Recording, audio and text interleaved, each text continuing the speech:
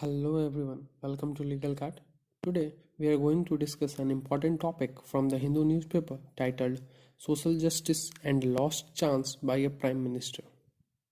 So let's discuss the important aspects related to it. Here, this video will delve into the concept of social justice, examining a pivotal moment in Indian politics during Manmohan Singh's tenure as Prime Minister. We will explore his decisions, their implications, and the broader political context while comparing it with the international perspectives. इस video में हम सामाजिक न्याय की अवधारणा को समझेंगे और प्रधानमंत्री मनमोहन सिंह के कार्यकाल के एक महत्वपूर्ण पल का विश्लेषण करेंगे। उनके निर्णय, उनके प्रभाव और व्यापक राजनीतिक संदर्भ को देखेंगे। साथ ही अंतर्राष्ट्रीय दृष्टिकोण से इसकी तुलना भी करेंगे। So let's start. Coming to the first topic, the rise of Manmohan Singh and paradoxes in 2004.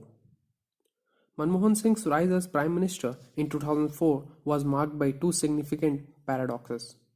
The first one being that despite the anti-Sikh riots of 1984, a Sikh could become the Prime Minister of a Hindu majority nation, symbolizing India's democratic resilience. Second, the 2004 vote reflected a rejection of market celebration, yet Manmohan Singh, a pro-market economist, became a PM. 2004 में मनमोहन सिंह के प्रधानमंत्री बनने का समय दो महत्वपूर्ण विरोधाभासों से भरा हुआ था। पहला, 1984 के सिख विरोधी दंगों के बावजूद एक सिख व्यक्ति हिंदू बहुल देश का प्रधानमंत्री बना, जो भारत के लोकतांत्रिक लचीलापन को दर्शाता है। दूसरा, 2004 का वोट बाजारवाद के उत्सव को खारिज करता है। फिर भी मनमोहन सिंह, जो बाजार समर्थक अर्थशास्त्री थे, प्रधानमंत्री बने। Let us now examine the role of his decisions and their connection with social justice. आइए अब उनके निर्णयों की भूमिका और सामाजिक न्याय से उनके संबंध को समझते हैं। Moving towards the social justice under UPA and missed opportunities. Manmohan Singh's government faced criticism for being indecisive on issues like affirmative action, reservations for OBC in private institutions, and lack of focus on social justice policies. His inability to enforce strong policies widened the rift between communities. Manmohan Singh की सरकार को सकारात्मक कार्रवाई, निजी संस्थानों में OBC के लिए आरक्षण और सामाजिक न्याय नीतियों पर निर्णय लेने में असमर्थता के लिए आलोचना का सामना करना पड़ा। उनकी नीतियां की कमी ने समुदायों के बीच खाई को और बढ़ा दिया। While examining his approach to social justice, it's also crucial to compare his leadership with global counterparts, especially Barack Obama, to understand broader implications.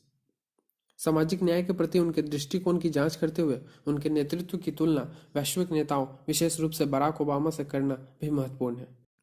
The article draws an interesting parallel between Manmohan Singh, the then Prime Minister of India, and Barack Obama, the President of the United States during the same era. Both leaders represented a coalition of liberal ideals in their respective countries and symbolized change. Singh was India's first non-Hindu Prime Minister, while Obama was America's first non-white president. However, despite their symbolic significance, both faced significant challenges in implementing social justice policies in their deeply polarized societies.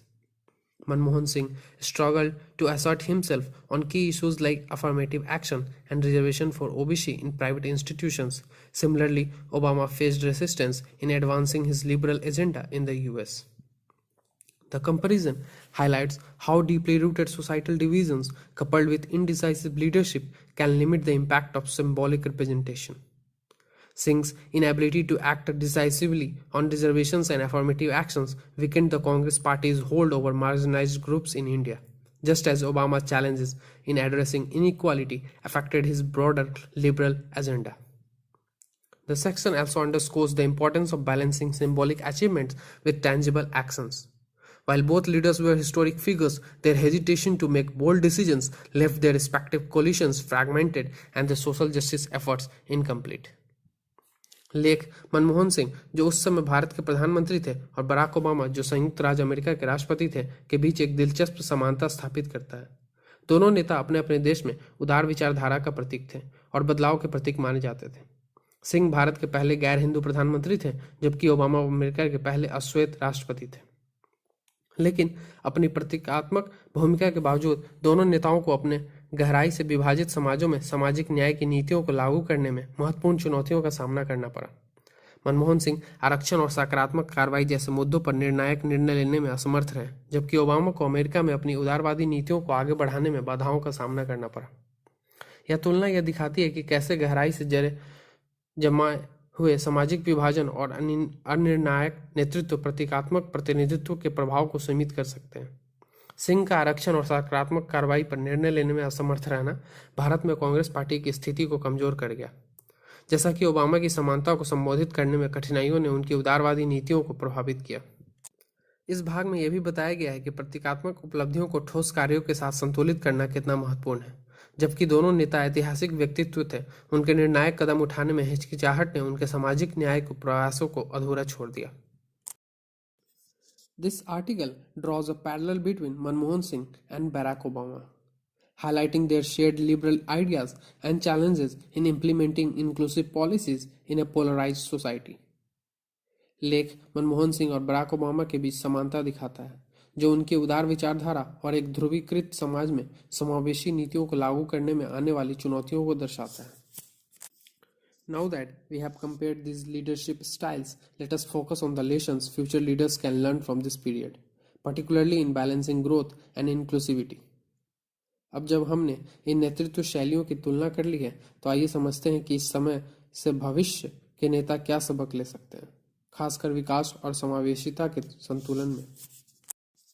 The missed opportunities during Manmohan Singh's tenure emphasized the need for decisive leadership in balancing economic growth and social justice. Future leaders must prioritize inclusivity and welfare to strengthen the democracy. Manmohan Singh के कार्यकाल के दौरान खोए गए अवसर यह बताते हैं कि आर्थिक विकास और सामाजिक न्याय के बीच संतुलन के लिए निर्णायक नेतृत्व की आवश्यकता है। भविष्य के नेताओं को समावेशिता और कल्याण को प्राथमिकता देनी चाहिए। While concluding, let's understand his historical context not only helping to analyze the past but also guides us in shaping better policies for the future. Understanding these historical moments equips us to analyze current policies and contribute to a more just society. This discussion is very important for the governance, social justice, and public administration. इन ऐतिहासिक क्षणों को समझने से हम वर्तमान नीतियों का विश्लेषण कर सकते हैं और एक न्यायपूर्ण समाज में निर्माण में योगदान दे सकते हैं। यह चर्चा लोक प्रशासन, शासन, सामाजिक न्याय और अलग अलग चीज़ों के लिए महत्वपूर्ण है। If you found this video helpful, subscribe to Legal Card for more in-depth analysis and presentation on crucial topics. Thank you so much. जय हिंद, जय भारत।